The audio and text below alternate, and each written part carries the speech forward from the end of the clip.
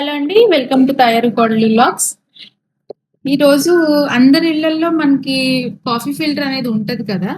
So, పొద్దున్నే లేవగానే మనకి కాఫీయో, టీయో పడందే మనకి రోజు స్టార్ట్ అవ్వదు.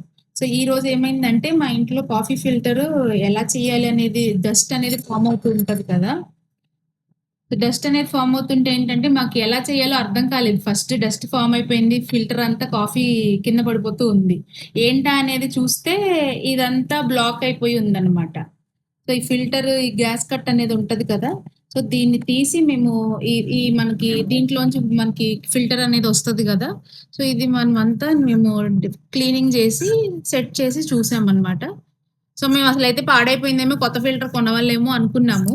సో, మొత్తం ఇదంతా క్లియర్ అయిపోయిన తర్వాత నీట్‌గా ఫిల్టర్ పెట్టి చూస్తే మళ్ళీ నీట్‌గా యాజ్ యూజువల్‌గా వచ్చిందనమాట.